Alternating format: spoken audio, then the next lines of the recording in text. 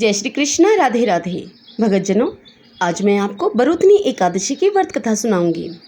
तो आइए सर्वप्रथम भगवान का सुमरण करते हुए व्रत कथा को सुनते हैं। सब बोलिए विष्णु भगवान की जय। ओम नमो भगवते वासुदेवाय।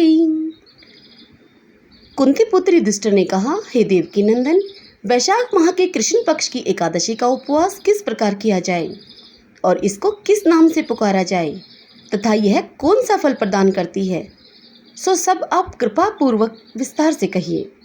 तब देवकी नंदन ने कहा, हे राजेश्वर, इस एकादशी को बरूतनी नाम से पुकारते हैं। यह सौभाग्य प्रदान करती है। इसके उपवास के पुण्य प्रभाव से प्राणी के सब प्रकार के पापों का विनाश हो जाता है और अंत में वह महासुख पाता है।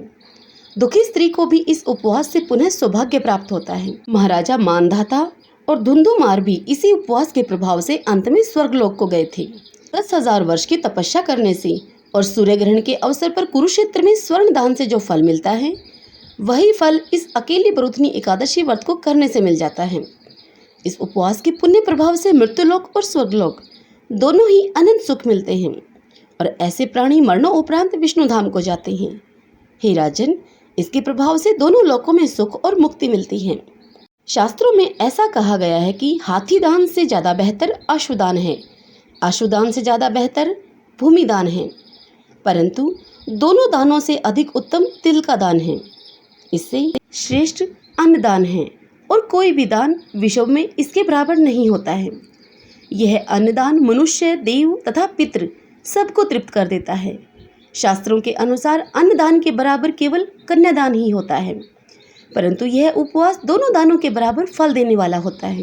लोभवश कन्या का धन हर लेने वाले नरकगामी होते हैं और वहां अनंत काल तक पेड़ पर रहते हैं, या फिर वह अगले जन्म में बिलाव के रूप में पैदा होते हैं। प्रेम पूर्वक या यज्ञ विधि से कन्यादान करने वालों के पुण्य का बखान तो स्वयं चित्रगुप्त की शक्ति से भी बाहर है।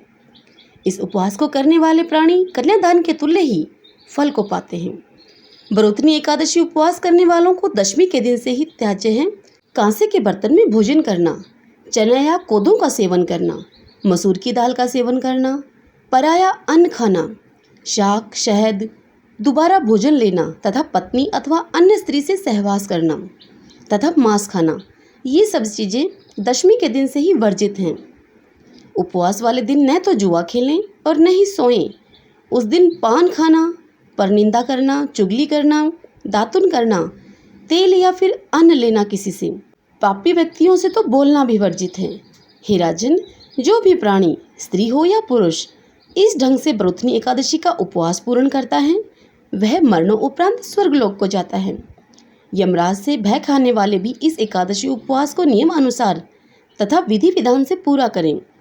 इसके महात्म्य के पठन से भी 1000 गौदान करने से प्राप्त जो पुण्य मिलता है, वह इस एकादशी के करने से मिल जाता है। गंगा स्नान के पुण्य से भी इसका पुण्य अधिक होता है।